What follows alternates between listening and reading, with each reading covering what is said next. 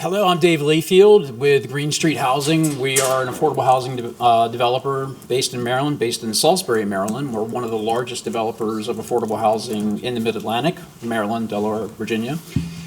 In my career, I've developed about 3,000 or 4,000 units of affordable housing. It's not just one developer. I'm a developer that just had to change our development plan because the density changed. We have a deal right down the street on lot 30 that we had to reduce the number of units because we're so far ahead in the development cycle. We didn't have time to do a redesign. We were already invested in our architecture. So it's not just one developer that needs this. You can't serve a growing community, and everybody sees the headlines, Maryland's growing, or Salisbury's growing, growing, growing. It's bigger than it's ever been. And it has the same amount of land. You can't fit more people on the same amount of land unless you start looking at density. We're not talking about density across the entire city. We're talking about density in the central business district. It's just a few tracts of land. You want more restaurants here? You got to have more people. You're going to keep going to Berlin until you have more people here who are eating here on a Tuesday night, because that restaurant can't survive on folks just going there on Saturday. So I suggest everybody just step back and think. If you want to see Salisbury continue to grow and serve the community, or if you just want it to stagnate. Because if you want it to stagnate and you don't want any more affordable housing, because the only way to get affordable housing is to increase the density at this point. Or, you know, we can build out in rural areas, but we're running out of land. So I would suggest you really consider what density does to affordable housing. Read the science. Planning science all over the country suggests that you have to increase density if you want to solve the affordable housing crisis. We're here to help with that, but until you sit back and start self-reflecting on your policies, it's not going to get accomplished. Thank you. Thank you.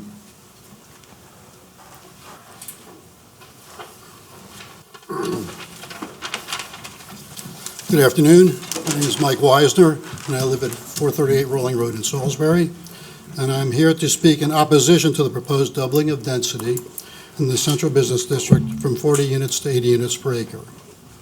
The staff report prepared by the Department of Infrastructure and Development did an excellent job analyzing the doubling of density in the central business district and how it would affect downtown Salisbury. Their conclusion, this impact would be significant and problematic. My conclusion, this change in density standards would be devastating to downtown Salisbury. The staff report itemized 9 areas of concern, everything from a lack of parking, to traffic congestion, to aging infrastructure, to the integrity of the historic district, to conflicts with the comprehensive plan. In every area, there are concerns about the negative effects of such a huge increase in density would have on downtown. Parking is the primary concern. The city has sold 85% of the existing surface parking lots in the CBD to real estate developers. There is now a huge deficit in available parking for existing users, which has not yet become apparent because these lots are still being used on a temporary basis. This will change once the proposed projects break ground and all this existing parking is eliminated. Making the situation even worse, the city of Salisbury removed the requirement that any new resident should provide any parking at all for any of the new occupants.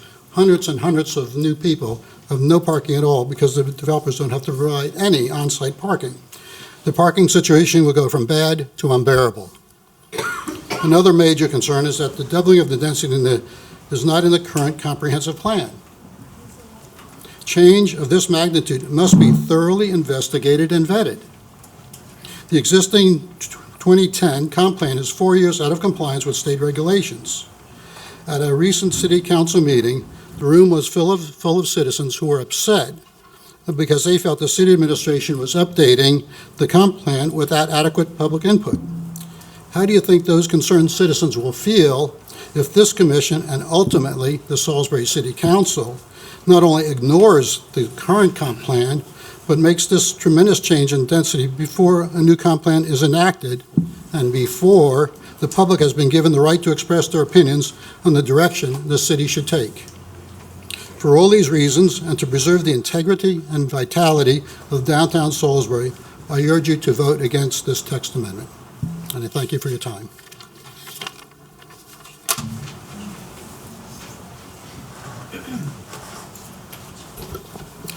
Good afternoon. My name is Nancy Royston. I live in Salisbury. Doubling the housing density in the CBD would likely upset the balance of the district instead of benefiting it. Studies by developers' backers have, as one would predict, produced forward-looking statements only accentuating the positives to promote profit in their careers. Objective information is needed so the Commission and Council can make an informed, reality-based decision. A detailed assessment of the current and future capacity was done for the 2010 comprehensive plan, and it encodes 40 units per acre, not 80. There are many concerns not yet measured directly related to housing density, including effects on traffic during weekday rush hours, drawbridge operation, and shift changes at the big downtown employers. Storm and floodwater velocities of flooding will be accelerated by constructing in the 100-year floodplain higher off the ground level than the surrounding streets. What's the effect on landfill capacity? You must consider impacts on the existing government offices, home occupants, and businesses, employees, and customers located nearby. The parking experience will be restricted and inconvenient. A parking garage cannot accommodate all needs, especially those with disabilities. See my Exhibit A, which is a U.S. Department of Justice lawsuit specific to new apartment complexes, which you will be getting. Wayfinding will be impacted, and locating destinations and seeing businesses' signs obstructed. Traditional and special events still need to be accommodated with open space and street closures, folk festival, third Friday, and parades. Without proper planning, such activities would pose huge inconvenience to attendees as well as new residents. Property management activities for concentrated large apartment developments will impact accessibility and traffic around the developments. These might include private trash hauling, furniture deliveries, carpet cleaning, landscape crews, cleaning people, all who must park for extended periods of time. There must also be temporary parking for deliveries and pickups like UPS, Amazon, groceries, and prescriptions for everybody in the CBD, especially the new higher density occupants. Where and how will tour buses maneuver and park? No tour buses means less business. Where will public transportation pick up residents without interfering with traffic on the streets and other activities mentioned above? Currently, we have inadequate public transportation, and this cost must be added to the budget. We should not change any district's density as a code action separate from a holistic revision of the comprehensive plan. If this is done, the City Council most likely would cause the failure of its intentions to create a vibrant, diverse, attractive, well-planned Salisbury. Thank you. That was it.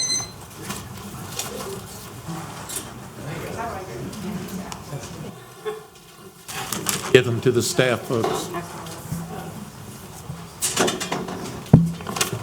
Good afternoon. Can everyone hear me? My name is Michael Langford. I'm the property manager of College Park Apartments, which is within the city limits, District 5 of the incorporated city.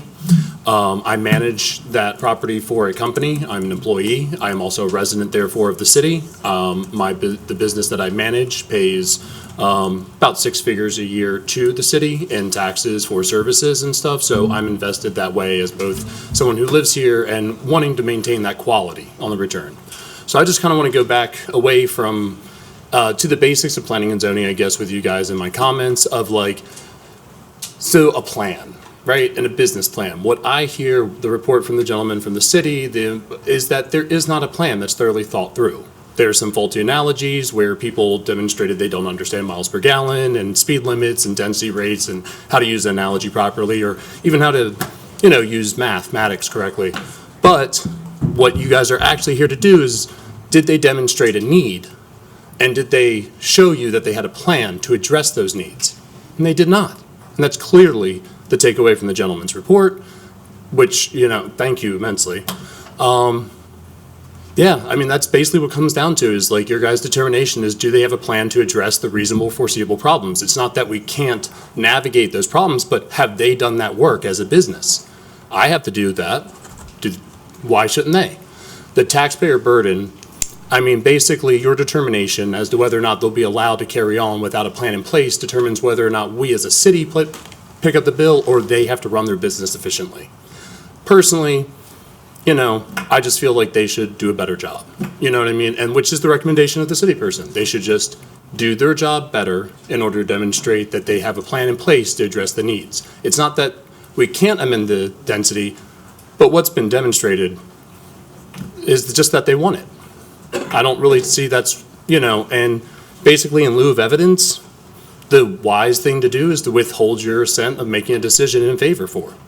So, yeah, that basically boils down to my comments. Thank you for your time. Thank you.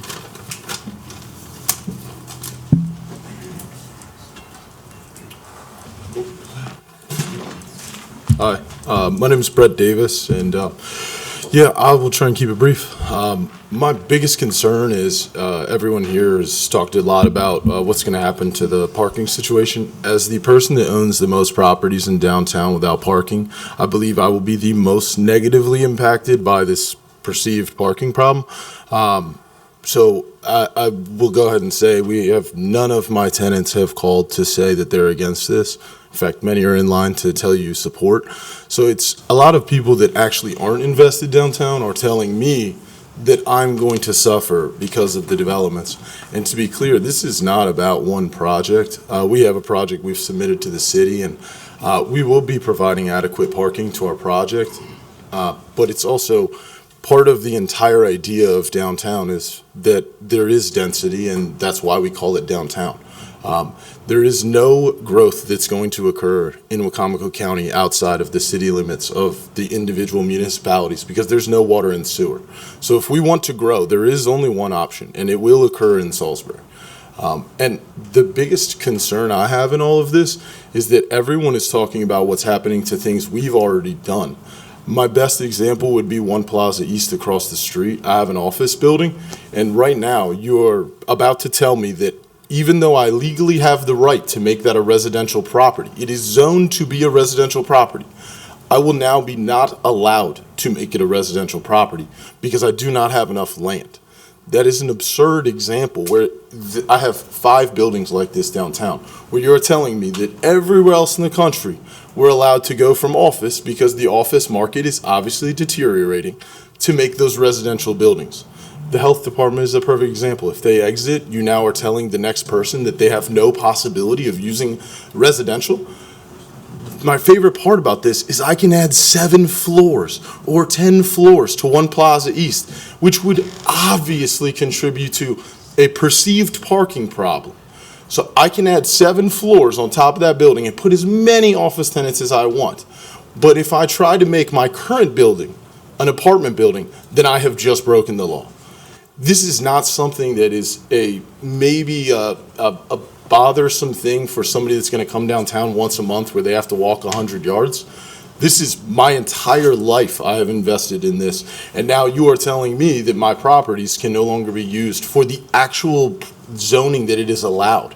So as the person that I believe would be most negatively impacted by this made-up perception, I can tell you it's not true. So I'm, as the person, again, with the most buildings that don't have parking, I am a huge proponent of this. We need the density, and all of our businesses, which I have built many downtown and own many businesses downtown, we are in dire need of foot traffic. Thank you. You're welcome. Thank you so much.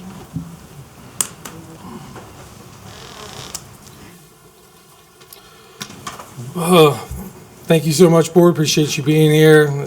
Thank you, everyone, for coming. My name is Alex Scott. I am the owner of the Brick Room across the street here.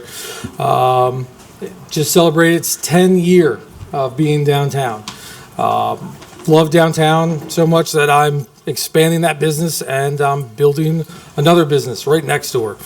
I feel at this point I can speak to the business owners that are all going to speak and agreeing that, we want development downtown. I don't speak at a lot of these things. I want my presence to be known, that I care enough about it to show up. Unlike some that show up to everything, whether they need to or not, Bob. But I'm here to oppose other projects, like the roundabout. Actually, the roundabout actually worked out really well. So I think the experts were right about that one. Or redoing Main Street, redoing Division Street. You couldn't park anywhere near my front door. I didn't have parking spots. I didn't have a sidewalk. I had a chain link fence, and somehow I was able to stay in business throughout all of that. And the experts were right again. It's been fantastic having that. I could speak against Unity Square, but that's been fantastic too. The experts were right there too. Foot traffic has increased. I see a lot of happy people walking around downtown. I've absolutely loved the development from that. Speak out against the Ross. This seems like the exact same project as the Ross, and that has been wonderful for foot traffic downtown. The amount of people downtown, I'm sure they're finding places to park. The parking garage is something that, it's under contention, but, every major city that I've been to has a parking garage and people figure it out. I would love for us to fix it up a bit more and make it easier for people to park in. So I hope that we get there. I am 100% behind every expert that says that this is the next phase of what Salisbury needs to do, that this is going to be what's best for my hometown, and this is what's going to be best for my businesses. So thank you so much. Thank you. Hello, I'm Jessica. I own Breathe Interiors, a little gift shop right across the street here. I've been down here for about 2 years now. During my grand opening weekend, former Mayor Jake Day came in to introduce himself and welcome me to downtown, and he showed me some of the future projects that we had plans for development. His passion and enthusiasm were both contagious and inspiring.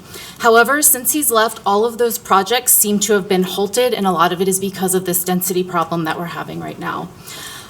For the last year, my main criticism of downtown has been that we appear to be amidst a pretty severe identity crisis, and nobody seems to be in agreement about which path we need to move forward, and we are just stuck in a period of stagnation.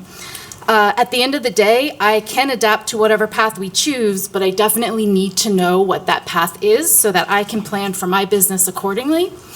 One of the previous speakers mentioned a couple of new restaurants that were getting ready to open up. One of those is me. I'm that person. I'm about to open a second business downtown, and my confidence in opening that restaurant is definitely being impacted by this density code measure. If it were passed, I would have a lot more confidence, but without it, like other people have said, heads in beds, feet on the street. The more residences we get down here, the more people are walking around, and that will give me a lot more confidence for moving forward with the projects I have planned. There's nothing worse to me than wasted or unrealized potential, and I see so much of that when I look around downtown Salisbury. I know I've only been a business owner down here for 2 years, but I look around and it's so beautiful. This city is gorgeous. There's already been so much done to increase the aesthetics of it and to promote more progress, and I want to continue seeing that happen, because when I look around and see this unrealized potential, it breaks my heart. I support the density code project moving forward, or the increase. I support the plans that involve economic growth and development, and that's what I see this density code measure doing for us. I do understand that these projects will cause a little bit of temporary upheaval. That's why I also support the Downtown Salisbury Business Alliance's market development plan, and that is a plan to help the current small businesses survive this construction period, come out the other side stronger, more stable, and ready to welcome in the new chapter of growth and prosperity for our city, that it combines increased residences with an increase in commerce and will create a thriving community that finally taps into the potential at our fingertips. I implore the city, the developers, and the businesses to come together and collaborate on a clear, concise plan, commit to it, and start moving forward. Thank you. Thank you.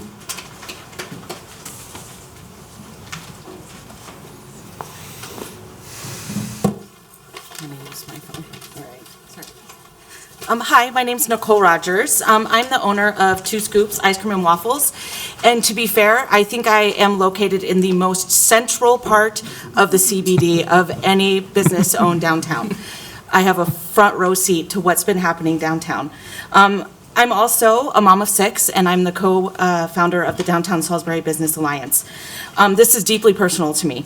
I've poured my heart and soul and personal money investment into my business because I believe in downtown Salisbury and the promise of growth that I was given by leaders when I first opened my business.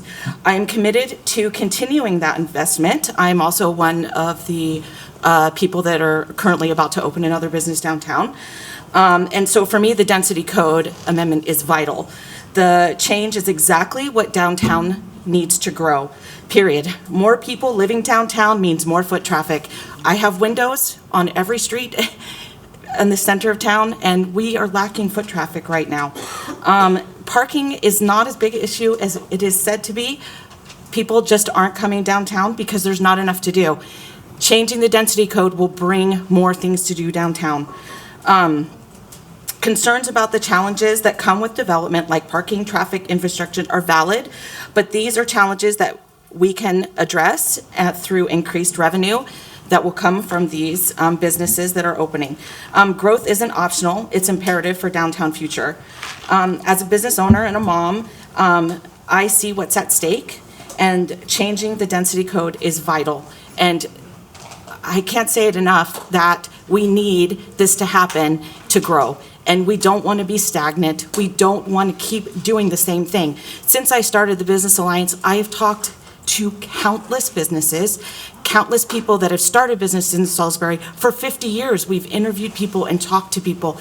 It is a cycle in Salisbury. And if you do not pass this density code, the cycle will continue. It'll just keep happening, the stagnant, the lack of people downtown. This is what it's going to take to move forward, and you should be on board. And thank you so much. Thank you.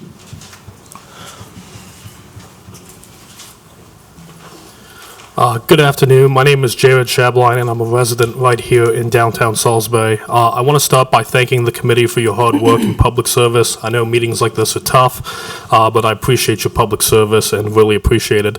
Small businesses and downtown neighbors like myself have been asking for more housing for a long time. We need it to grow our economy and to help fix the housing crisis. I hear so many times, Jared, we want more young people to stay in our community, to keep our young professionals like myself in this county and not moving to the Western Shore or Sussex County. We need more housing. Building more housing doesn't just help young professionals, it helps everyone. Study after study has shown that adding housing make rents go down over time. That's something our community desperately needs. We have a drastic shortage in housing in our community. Let me be very clear. The people fighting against this amendment are a small group of landlords maximizing their profits at the expense of everyday working people. They don't want new housing because they want to keep making big profits from rundown properties. They're fine with us paying sky-high rents as long as they continue the profit. Working people in our community deserve better. Our community deserves better. Building more housing downtown is also better for the environment and our community. It makes sense to build up, not out, so we can have a stronger, greener, and more connected neighborhood. That sense of society, that sense of community that we lost post-COVID, building up will help bring that back. I'm asking you to support the density amendment. This will help many hardworking people who could not be here today who want to see this housing because they're out working their 9 to 5, because they're out trying to support their family. So let's work together to solve this crisis and make Salisbury and Wicomico better for everyone. Please support this amendment. Thank you. Thank you. Good afternoon. My name is Jamie Heater. I am a resident of the city of Salisbury.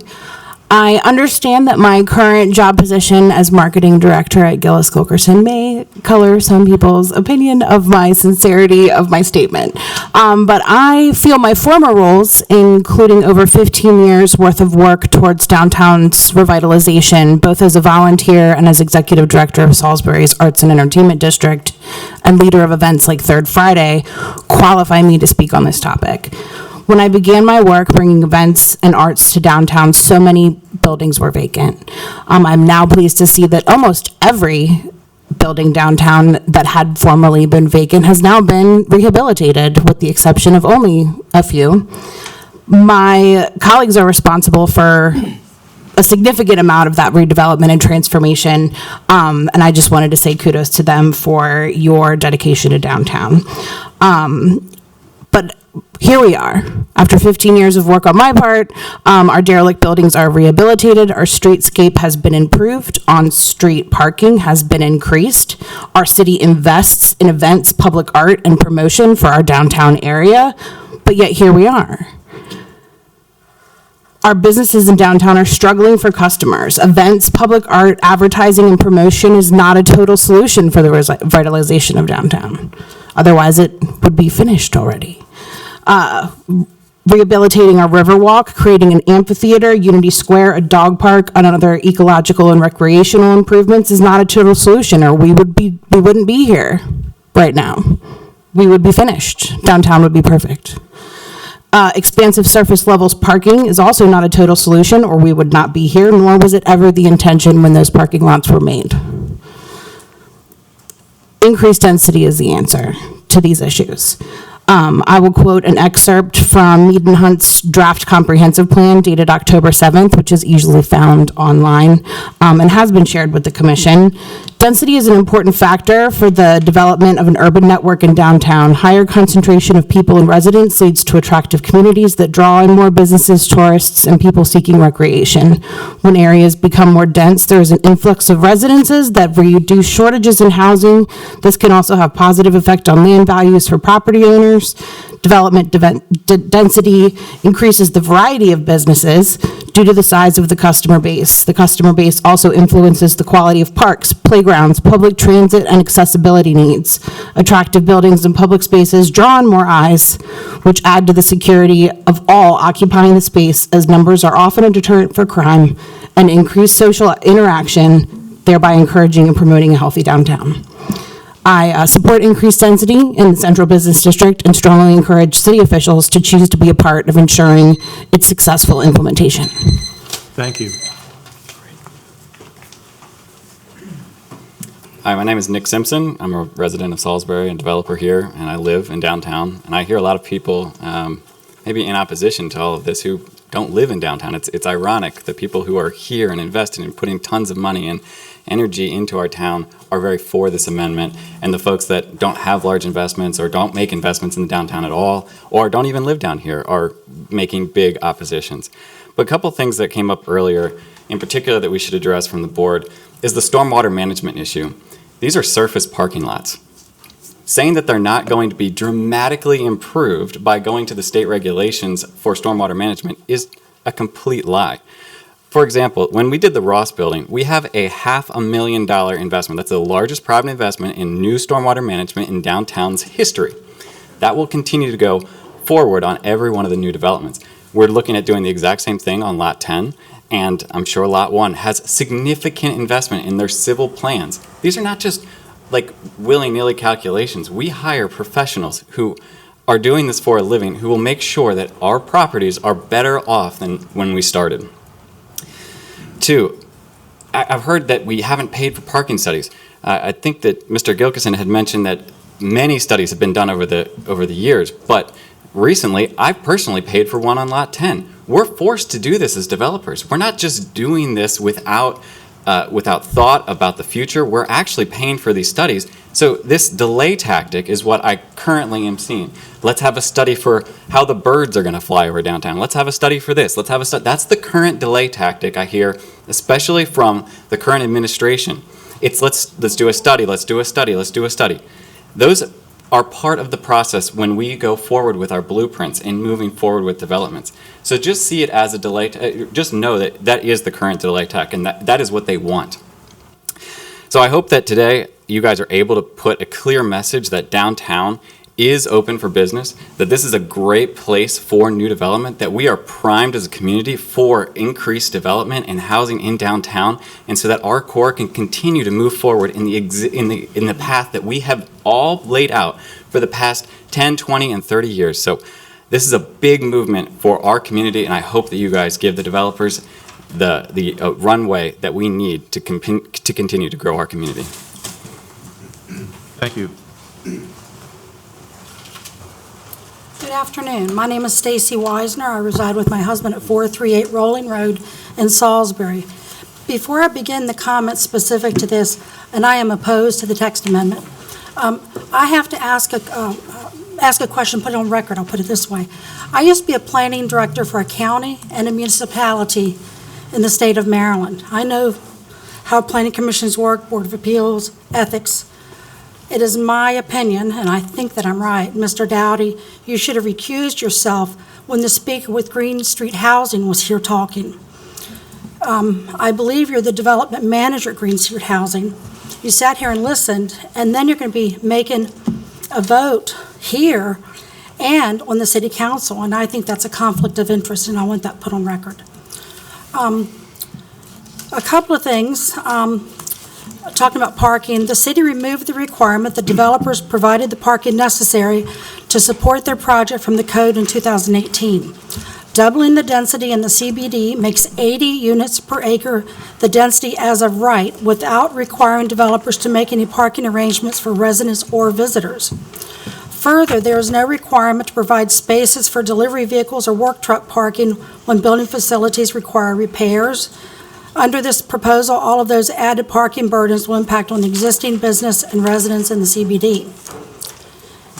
Existing businesses and residents invested in their locations based on the availability of parking in the public parking. For years and decades, they have paid their taxes, improved their buildings, and contributed greatly to the city, economically and socially. Allowing one disgruntled developer to manipulate this commission into a drastic density increase for the entire CBD, when you turn a blind eye to the patently infallible parking debacle, I'm sorry, my mouth is dry, debacle having caused as well as the needs of a long-time downtown landowners, residents, and businesses is imprudent and will result in disruptive problems that will harm the downtown area for decades to come. There's been a couple of comments about greedy landlords, and as of the proud wife of a landlord, our average rent for a two-bedroom house or apartment is $1,200 a month. The proposed luxury housing is $2,100 a month. None of our tenants will be moving here to pay and double the rent. We do not stand anything to benefit from this. We just firmly believe this is not in the best interest of downtown Salisbury, where we have made our home for decades. I thought the staff report was very detailed. They discussed the entire CBD. I think a lot of people, for the longest time, have just thought it's downtown, and it's really not. And I thought the staff report did an excellent job on that. But I strongly, strongly oppose this text amendment. Thank you for your time. Thank you.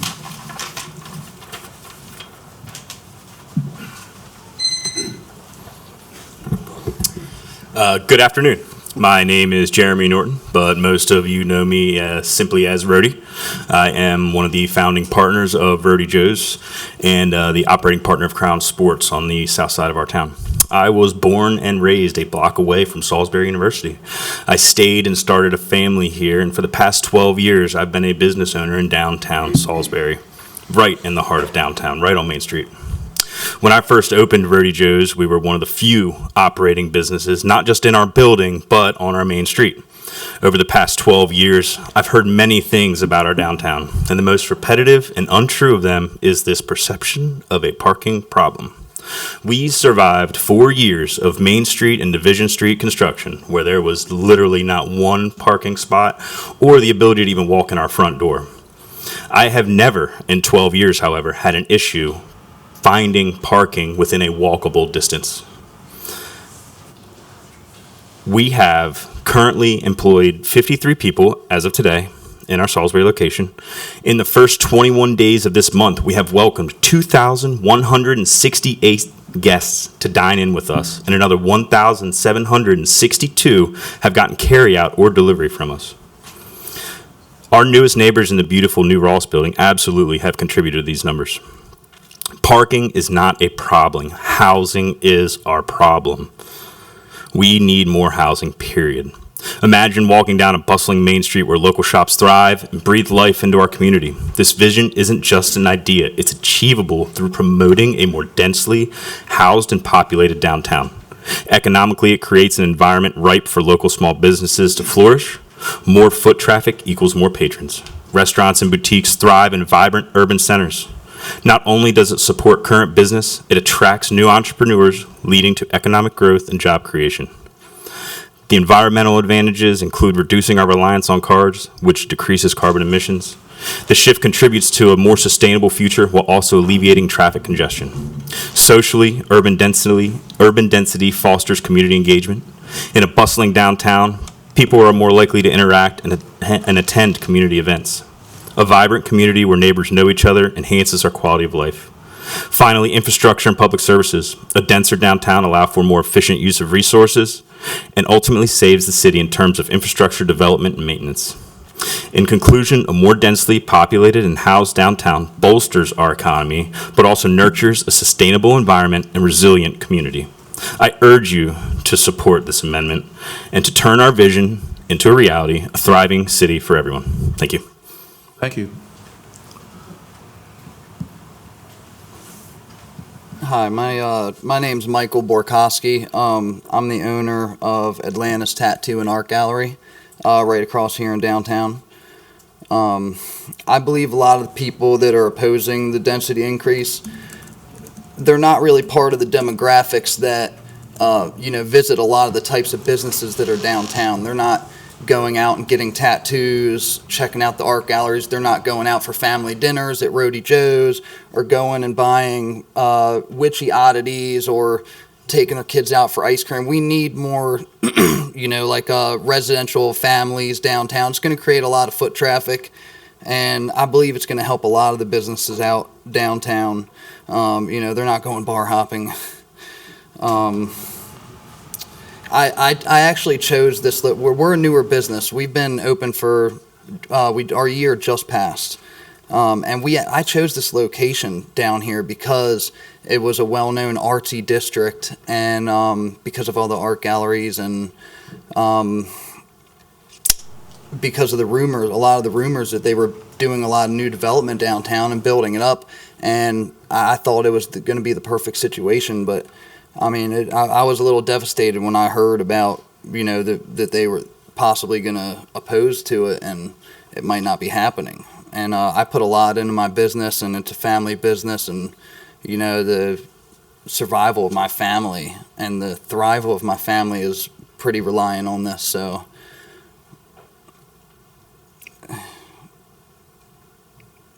downtown's really, I believe downtown Salisbury is in need of more residential development, a lot of more families moving in. Yeah, and that's all I really have to say. Thank you. Thank you. Hey, Mr. Chair, how are you? Everybody keep breathing, right? Hey, I'm Mike Dunn with the Greater Salisbury Committee, I'm President and CEO. And I really do want to ask everybody to breathe it out. This is a good thing, what we're talking about tonight. This has been envisioned by the city of Salisbury, going back to 1980. We thank you to Henry. You have a report that the Greater Salisbury Committee has submitted. We've submitted a letter of support. We're in full support of this. It's been 45 years to get us here. I want to read a quote. You have to take advantage of an opportunity in the lifetime of the opportunity. The opportunity is here.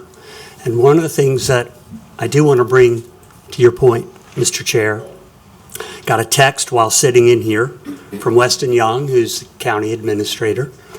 When the health department exits, they're taking 76 parking permits with them when they leave. When the library goes to Shoemaker Drive, they're taking 45 spots with them. And I had conversation late this afternoon with Tidal Health. They are already engaging in conversation where they know that they can help with the thing that hasn't been mentioned tonight. It's the golden ticket coming to downtown Salisbury, and that's the Performing Arts Center. That's going to bring 15 to 20,000 people a year to downtown Salisbury. It is the very thing, thanks to our friends at Salisbury University, we've been looking for. Tidal Health is so committed to being part of all of this. They're having conversation about how could they open up their spare parking spaces at nighttime to potentially accommodate those people who come downtown to enjoy the Performing Arts Center. This is not just about density in downtown. It's about the most important and significant employers in our community, Tidal Health, Purdue Farms, Salisbury University, the architectural and engineering firms downtown. They have people who want to live here, and right now the density doesn't allow that. And so we think this is amazing, and it's also amazing for another reason.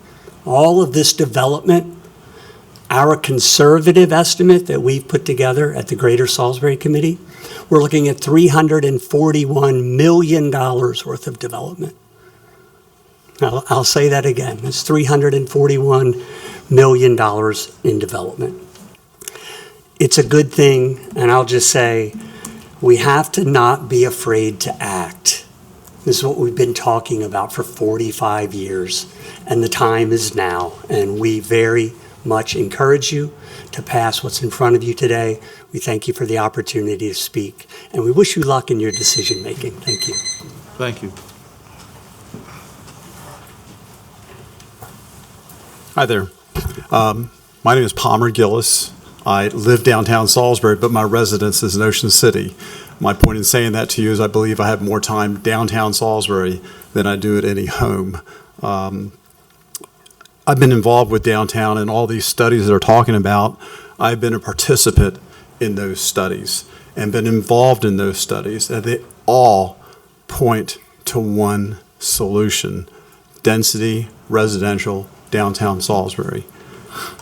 One of the things when I was sitting on that side of the board that struck me is I am a proponent of density, but I'm an opponent of sprawl.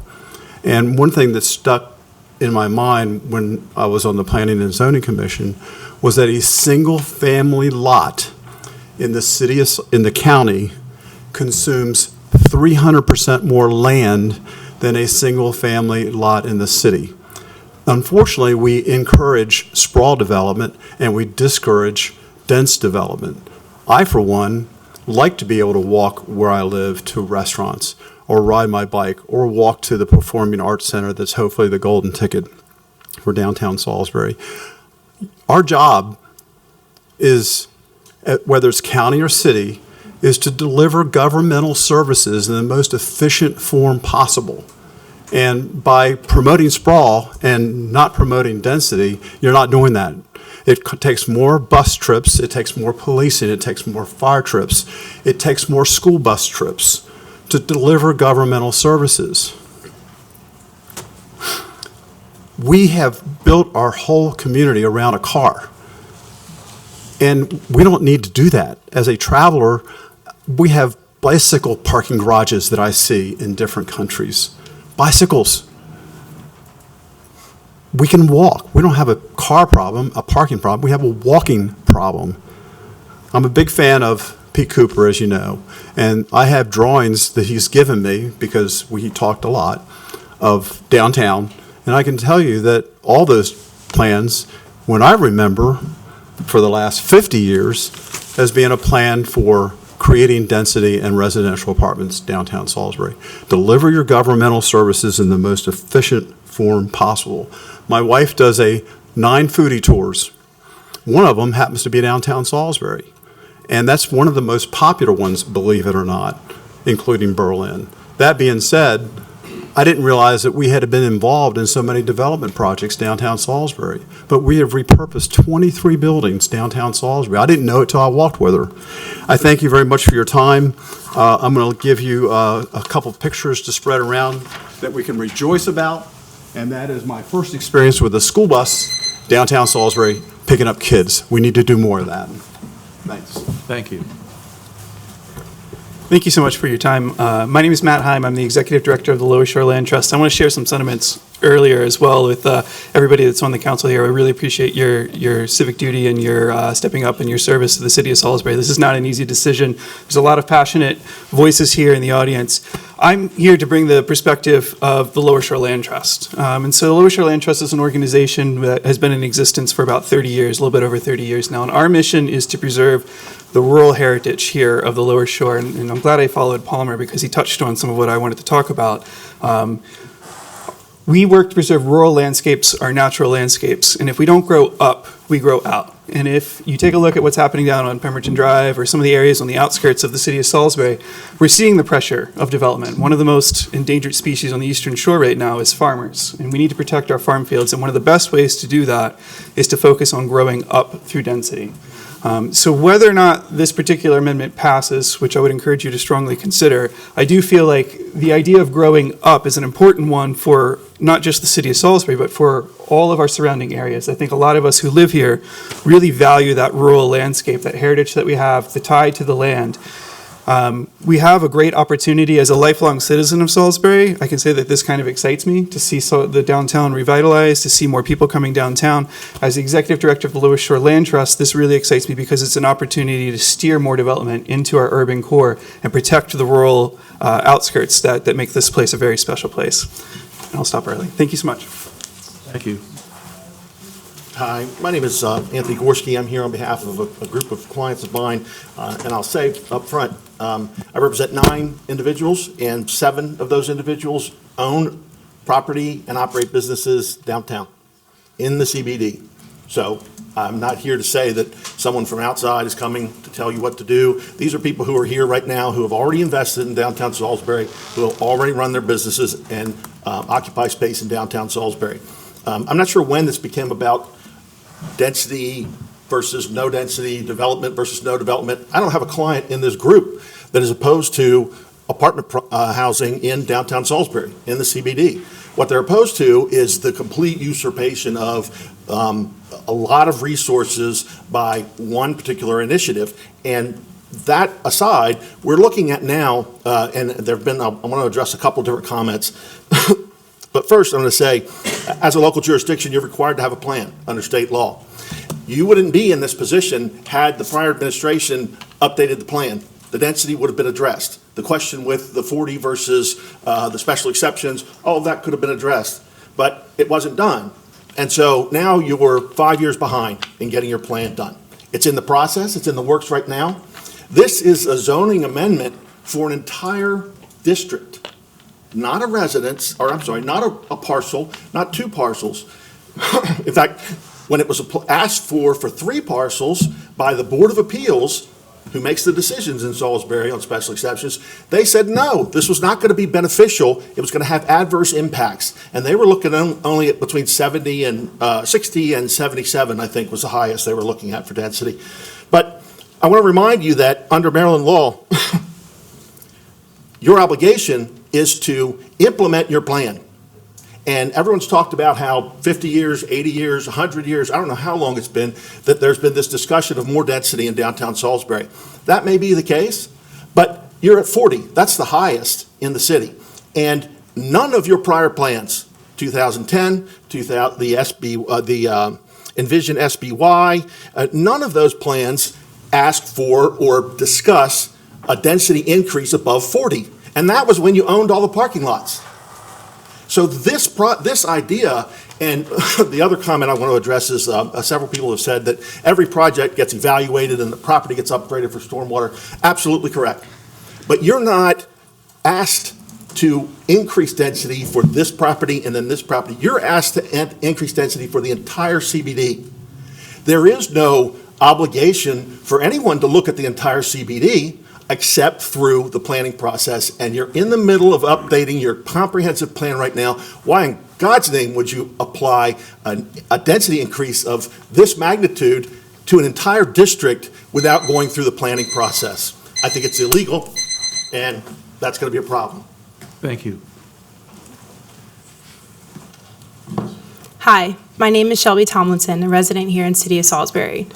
We are a first-time homeowner, and we chose Salisbury over a few different places. I was born here in Salisbury and have spent many of the early years of my life here. I have seen Salisbury grow through many changes, and when buying a home, these exciting plans for downtown growth was a major pro when making this decision. We were making this decision for the foreseeable future. I'm lucky enough to have traveled both nationally and internationally a lot. Some of the most vibrant and thriving places have a highly dense population living downtown. This sole characteristic makes a positive difference for the betterment of a community. I always hear comments of people in and around Salisbury wanting more types of businesses after visiting different places in the country, like all these amazing businesses. And when we increase the density, we increase the attractiveness of our community as both a place to live and work, making a better place for all. Increasing the density will therefore increase people, businesses, community opportunity, making our community better and stronger than ever before. I love my home and calling the city of Salisbury my home. I see increasing the density as a pivotal decision that is about to be made, and the outcome of this decision will play a critical role when deciding if this is where not only myself, but many of those in my generation want to continue growing our roots here in Salisbury, or whether we move somewhere that has embraced increased density. In closing, I do not see any other way forward other than to increase the density. The city always talks about progression, growth, community. Now is the city's time to act on everything they have continued to talk about over the years, over the decades. Increasing density is progression. Increasing density is growth. Increasing density is community. Increasing density is the choice, our choice, and what I know in my gut, the right choice, and something we will thank ourselves for years, decades, and generations to come. We have the power to change, to be the change for the future, and the time is now. Thank you. Hello, Council. Thank you for letting me speak. I bring a little bit different of perspective, having recently moved down to Maryland and the Salisbury area about 3 years ago.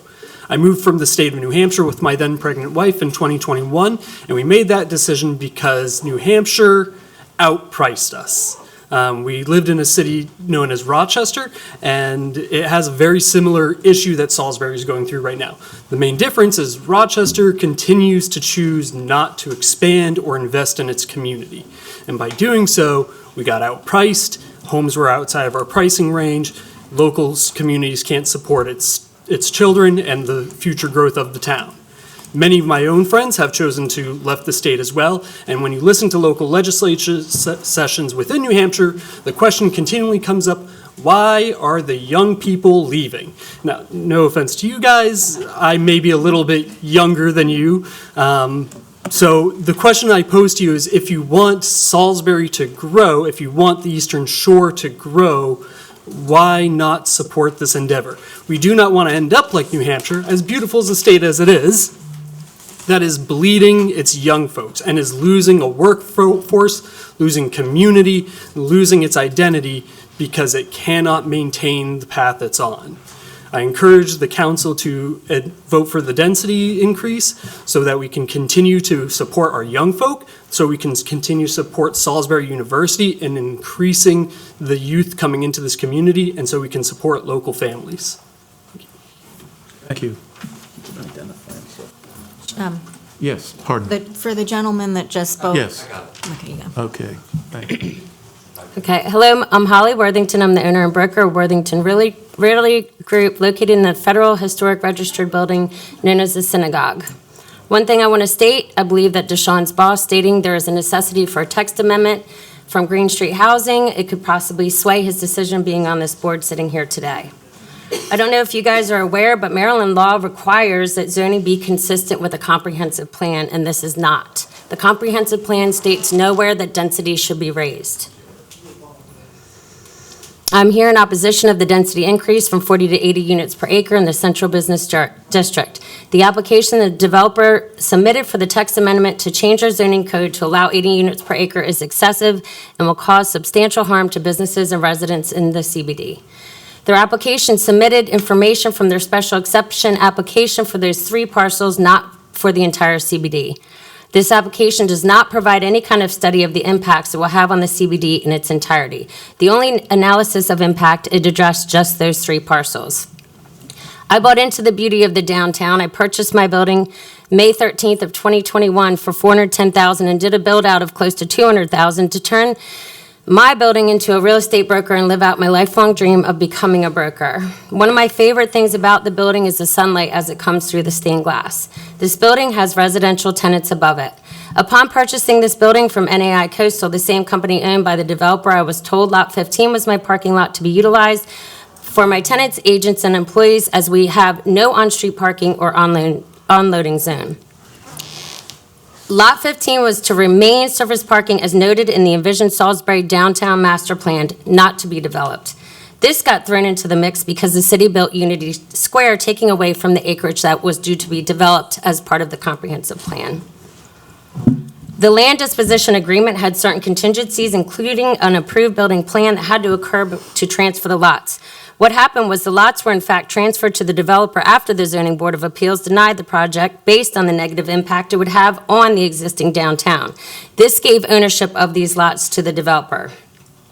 It's not just parking that is the issue here. It is the financial burden on doing the infrastructures and doing the different things that are going to be surrounded by creating this project.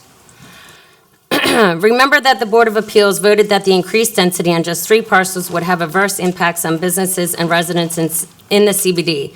So how can the Planning Commission possibly recommend even higher density on every parcel in the CBD? That's it. Thank you. Thank you.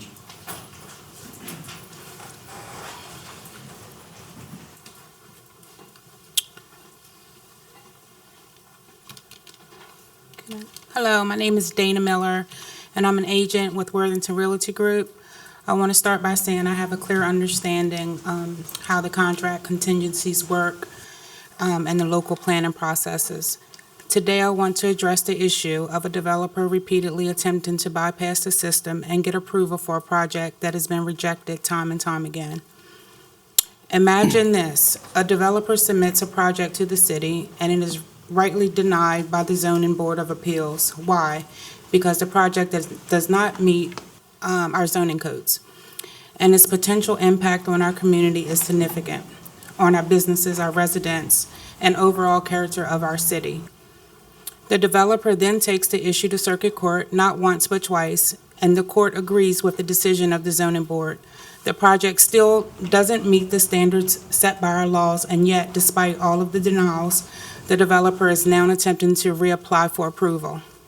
Now let me ask you, how is it possible that a project which has been clearly rejected multiple times is being put forth again?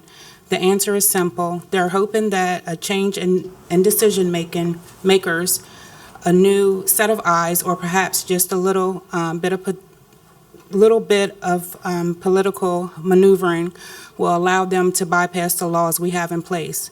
What's even more concerning is that the project hasn't even been altered. No significant changes have been made. They still want to increase the density, raising it from 40 units per acre to 80 units per acre, without addressing the very issues that led to the denial in the first place. A building that overcrowds our streets, overwhelming our utilities, and adds unnecessary pressure to our local economy will still be just that. No matter how many units they pack in, what I hope more than anything is that the local decision makers read the reasoning for denial carefully. I hope they understand that nothing has changed. The issue we raised before, the traffic congestion, the strain on the services, the quality of life for residents still stand. In conclusion, I urge our local leaders to uphold the law that we were set for a reason, to protect our city, its businesses, and its residents. The community's well-being must come first, and it's time that we make that crystal clear. Thank you. Thank you.